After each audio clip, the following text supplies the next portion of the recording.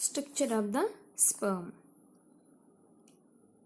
In the diagram you can observe, we can see the three important parts: head, middle piece as well as the tail.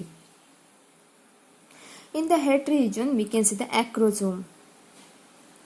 Acrosome, it acts as a cap-like structure and it is present in the tip of the head region. It secretes an enzyme which facilitates entry of the sperm into the egg by dissolving the wall of the ovum. So in the acrosome it has an enzyme. That enzyme helps to break down the wall of the egg, and when it wall of the egg is broken down, the head part of the sperm is entered inside the ovum region. So in the head part it has a nucleus. The nucleus, it contains a genetic material. Either it contains a 22 plus X chromosome or 22 plus Y chromosome. This I already informed. The sum of the sperm contains X chromosome, sum of the sperm contains Y chromosome. In the nucleus region, sum of the sperm contains 22 plus X chromosome, and in the other sum of the sperm contains 22 plus Y chromosome. Why it is 22? Because to maintain the constant number of the chromosome in the species. During fertilization, combines with the nucleus of the egg containing 22 plus X chromosome. In the egg, it has a 22 plus X chromosome, and restoring the normal number of 23 pairs of chromosome. That is in the head part. In the middle part, it has a mitochondria. So mitochondria provides energy in the form of ATP. This energy it utilizes for activity of the sperm, that is especially to swim. To swim in the uterus region, so it has to climb up to the fallopian tube region. It requires the energy, so that energy is supplied by the mitochondria. So tail, it makes the lashing movement for swimming. The tail is helpful for the it shows the lashing movement and also helpful for the swimming. So this is the structure of the sperm. In the sperm, it has three parts: head, middle piece and tail. Head, in the acrosome, it has a nucleus. It has an enzyme. It helpful for the breakdown of the wall of the egg. And the nucleus, it contains a genetic material 22 plus X or 22 plus Y chromosome. And in the middle piece, mitochondria is there. It supplies the energy. There's energy helpful for the swimming in the uterus region. Then it has to climb up to the oviduct region. A tail is also helpful for the swimming purposes. The sperms may remain alive in female genital passage for a few days, but their fertilizing power is limited to 1 or 2 days only. So it has a short lifespan. So when it enters inside the female body, the power of fertilization day by day decreases, and it will maybe 1 or 2 days only. It alive nearly 1 or 2 days. Ovum or egg. The ovum is spherical in shape. It has a nucleus and is surrounded by a fluid that is called cytoplasm. So this is the structure of the ovum or egg. Next, fertilization. During sexual intercourse, the sperms are released in the vagina, from where they actively swim upwards with the help of their tail. Out of the millions of sperms released into the vagina, only a few of them are able to reach up to the upper parts of the oviduct. The rest die on the way and are absorbed. Here, in the vagina region, the sperms are released, that is, semen is released. Semen means it is the mixture of the secretion of accessory glands and the sperms. When the semen is released, the semen contains the millions of sperms.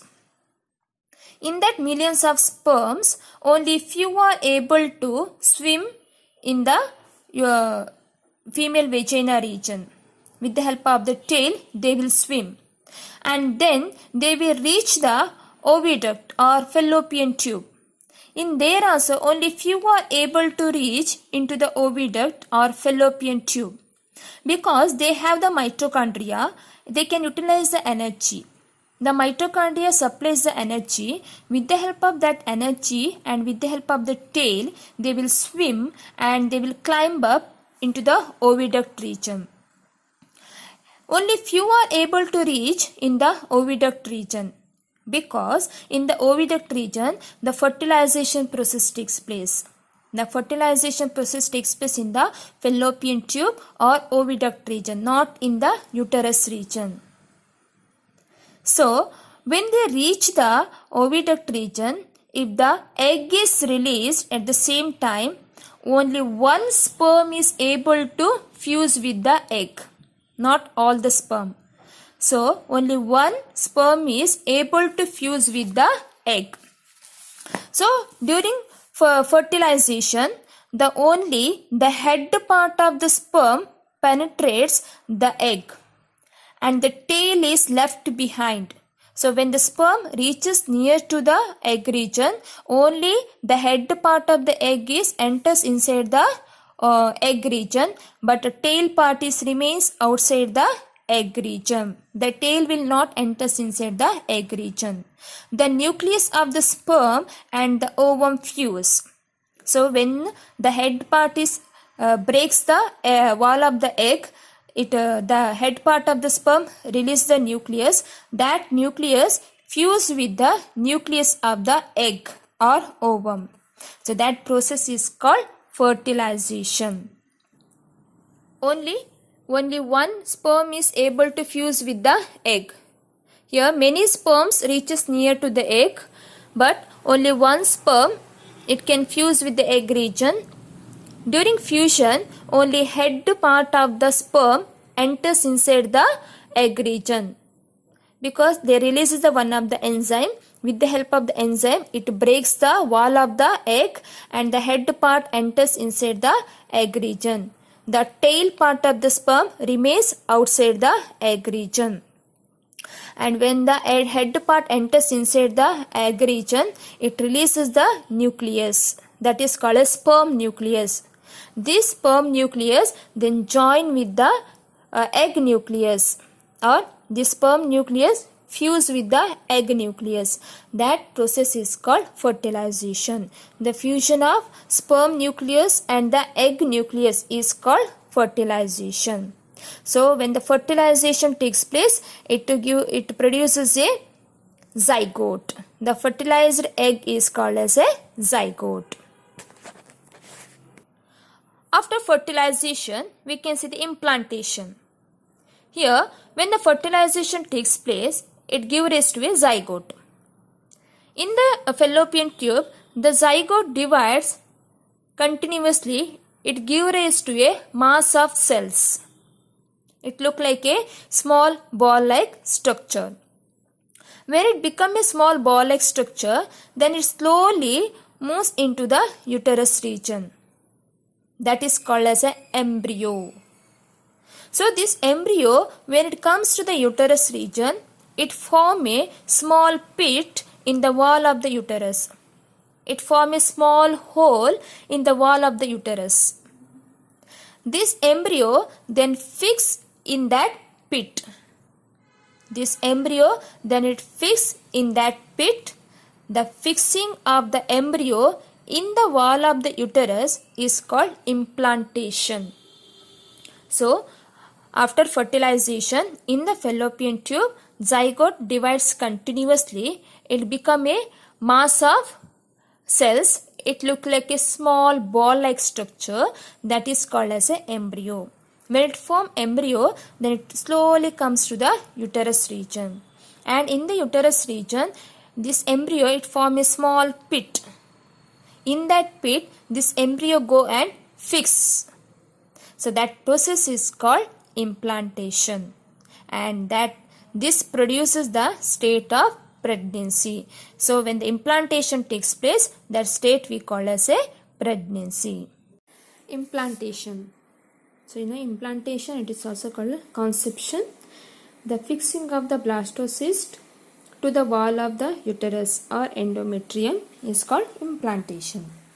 The fertilized egg, that is called a zygote, it starts dividing, that is process is called cleavage, into 2, 4, 8 and 16 cells and so on, increasing the number of the cells. In the diagram you can see it divides it from 2 cells, next is a 4 cells, next like that, increase the number of cells by the cleavage, means continuously dividing. By the time it reaches the uterus, it has already formed a small hollow ball of numerous cells, that is called blastocyst. In the diagram you can observe it has a numerous cells are there. It look like a ball like structure, that is called blastocyst. This is a kind of embryo which form a pit in the wall of uterus or in the endometrium. This blastocyst, it form a small pit on the wall of the uterus or endometrium. In that pit it will go and fix. That process is called implantation. About a week, that is 5 to 7 days time after ovulation. Here this blastocyst form a pit in the wall of the uterus and get fixed in it in about a weeks, that is 5 to 7 days time after ovulation. This process is called implantation and that condition leads to pregnancy. The uterus continues to develop to take care of the developing embryo. By the end of 5 weeks of pregnancy, the embryo is quite advanced. The heart and circulatory system have been formed. After 2 months, limbs have also been formed. The first heart and circulatory system will form. Later, remaining organs slowly develop. Amnion and amniotic fluid. In the early stages of gestation, the implanted blastocyst develops a number of extra embryonic membranes to protect the developing embryo and provide it with the nutrition as it develops. So when the blastocyst develop, it form the small fetus and it in that condition the uterus has to give the protection for that fetus. These membranes are amnion, chorion, allantois and placenta. They play a vital role in the development of the fetus and are present right up to the time of birth. Up to the time of birth, these membranes give the protection for the fetus. Amnion is a sac which develops around the embryo even before the formation of allantois. A fluid that is called amniotic fluid fills the space between the amnion and the embryo. This amniotic fluid, it fills the space between the amnion as well as the embryo. So this amnion as well as amniotic fluid is very important for the fetus. Now what are the functions of this amniotic fluid? First one, protects the embryo from physical damage by jerks or mechanical shocks. Amniotic fluid, it protects the embryo from the jerk as well as the mechanical shock. So example, when the mother falls over, at that time it gives the protection for the fetus. Next, keeps an even pressure all around the embryo. It maintains the even pressure around the embryo. If one set pressure is increases, means that part of the tissue get damaged. That's why it prevents the or it keeps the even pressure around the embryo. Allows the fetus some restricted movement. So it allows the fetus to move in the uterus region. So it keeps the fetus in the movement condition, that is restricted movement. Prevents sticking of the fetus to the amnion. Just imagine if there is no fluid, the fetus may go and stick on the amnion. So if they stick on the amnion region, it will damage any part of the baby. If the face region will stick on the amnion, so the fetus is very difficult to take air, that is breathing problem. So the fetus may die. So that's why it prevents the sticking of the fetus on the to the amnion. So that fluid prevents the sticking of the fetus to the amnion. These are the main functions of this amniotic fluid. Next, placenta. The growing embryo or the fetus, when it 8 weeks old with human like, then it is called as fetus, is a living organism. It needs food and oxygen. It excretes nitrogenous waste and carbon dioxide, which need to be continuously removed. So when it undergo the fetus stage, it requires the oxygen as well as the nourishment. At the same time, the fetus releases the carbon dioxide and nitrogenous waste. So exchange of the materials takes place between the mother and baby. These special functions are performed by a structure called placenta. Placenta is a disc-like structure attached to the uterine wall. Placenta is a disc-like structure. It is arises from the wall of the uterus. A cord containing blood vessels connects the placenta with the fetus. It is called umbilical cord. Between the fetus and placenta, there is a blood vessels are there. That blood vessels are called umbilical cord.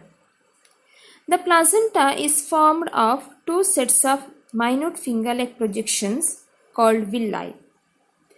One set of villi are given out by the uterine wall and the other set by an extension from the embryo. One set villi is from the wall of the uterus, another set is from the embryo region, arises from the embryo region, that is allantois region. The two sets of villi get interlocked, but they never open into each other. Here, the blood of the embryo comes in close contact but never mingles with the blood of the mother. Here, the fetal blood brought to it by an artery contains carbon dioxide and urea. Here, artery, it contains carbon dioxide and urea, it coming out from the fetus body. Excreted by and whatever this carbon dioxide and nitrogenous waste is there, it is excreted by the fetus body. This blood flows through very minute capillaries of the placenta. Close to these are the capillaries and the blood sinuses of the mother. So then it enters inside the mother body, and in the help of the mother body, these waste materials will come out. So that is called as a placenta. Placenta, it is the main connection between the fetus and baby. So in the placenta we can see the umbilical cord. Umbilical cord connect the placenta as well as the fetus. Next, functions of the placenta. The placenta allows diffusion of substances from the mother to the fetus and from the fetus to the mother. Here you can see, from the mother to the fetus, the important substances will diffuse.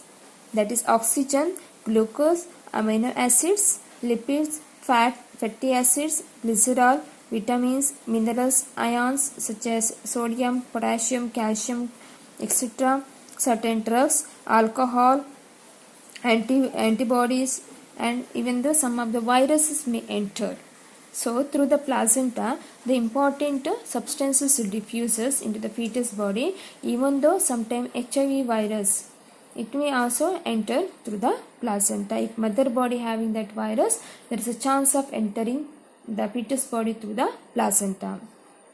At the same time, the fetus body, it releases some of the substances. It enters inside the mother, that is carbon dioxide, urea, and other waste product. The waste product from the fetus body, it enters inside the mother body through this placenta. So placenta helps for the diffusion of the substances between the mother and fetus. Another main function of placenta is placenta acts as an endocrine gland.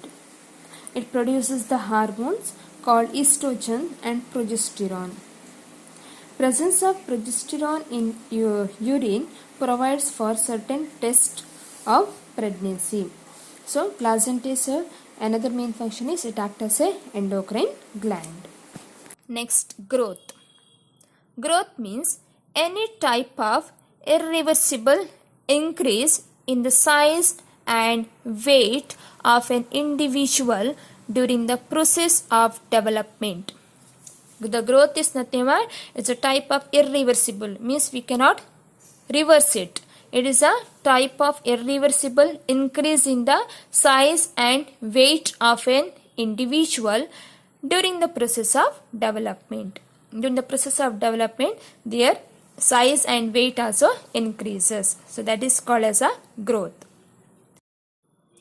In the growth process, a single cell fertilized egg, that is called zygote, divides and redivides to form a cluster of cells.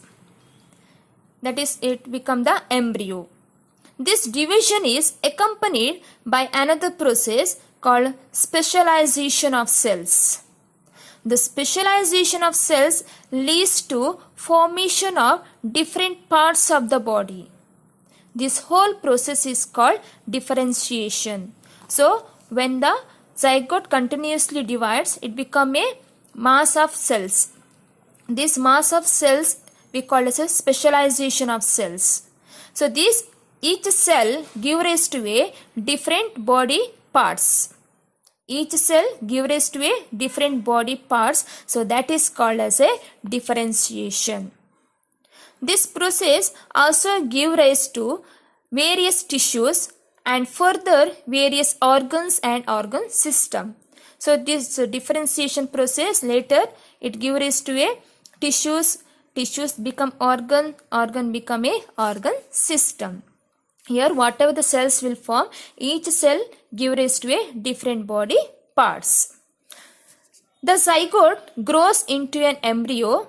The embryo soon develops into a baby, or it is called as a fetus.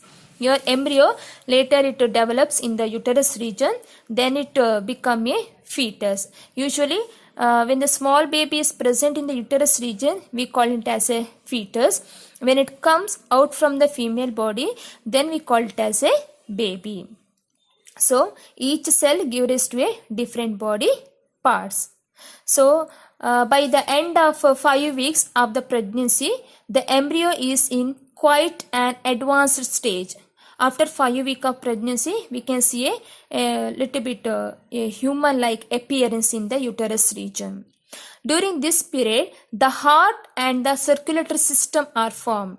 So during this period, heart and circulatory system will form because this fetus requires the oxygen as well as the nutrients. After 2 months, limbs are formed. So after 2 months, we can see the limbs. The first, the heart and circulatory system will form. Next, birth. The full term development of an embryo in the uterus is called gestation. Means how many days it requires for the full development of that embryo is called as gestation period. In humans, it lasts for about 280 days, means nearly 9 months. At the time of birth, the baby is pushed out with the head oozing out first by the powerful contractions of the muscles of the uterus through the vagina. Here, through the vagina, the birth of the baby takes place. So during the birth of the baby, the muscles which are present in the uterus region, it undergo the contraction. When it undergo the contraction, it pushes the baby to the outward direction. And through the vagina, the first head will come out, then remaining parts will come out. So that is called as a birth of the baby. In a few minutes, the blood vessels in the umbilical cord shrink and can be tied and cut. After about 15 minutes, the placenta breaks from the uterus and is expelled out as after birth. Uterus contracts and gradually comes back to a normal condition in a few days. Here, after the birth of the baby, they will cut the umbilical cord. When they cut the umbilical cord, it will shrink, and it will tied, and it will in a small baby you have observed in the in the umbilical cord they will put the clip. So when they cut, it will unshrinks, and after few days it will fall. So after about the 15 minutes, the placenta which are present in the mother body, it will expelled out. That is called after birth. Next is the twins. In the twins, we can see the two types. One is the fraternal twins and is the identical twins. First, fraternal twins. The fraternal twins are the twins. They are produced from two different eggs. Fraternal twins are the twins. They are produced from two different eggs. Sometimes the two eggs are released from ovaries at a time, and both may get fertilized to produce two individuals. Usually only one egg is produced, but sometimes two eggs will produce. If that two eggs fertilized, then it gives rise to a two baby, but that is a fraternal twins because they produce from two different eggs. Fraternal twins may be either both boys or both girls, or one boy or one girl. Fraternal twins in all respects are like the normal sisters and brothers, but here they are of the same age, having been born within a few minutes of each other. About 75% of all cases of twins belong to this type. Fraternal twins are biological known as biovular because they produce from two different ova, or dizygotic means they produce from two zygote. Next, identical twins. Identical twins means twins produced from only one egg. Twins produced from one egg is identical twins. Sometimes a single fertilized egg may get split and separated into two parts during its early stages of cell division. Here, when the egg is fertilized, sometimes this fertilized egg is divided into two. So it gives rise to identical twins.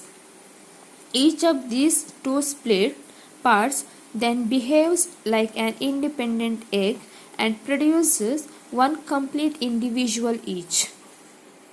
Identical twins being produced from a single egg are either both boys or both girls. They may either both boys or both girls. And for the same reason, they are very similar, means identical.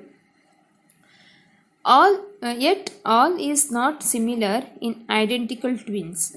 For example, fingerprints, birthmarks, and even handwritings are not similar.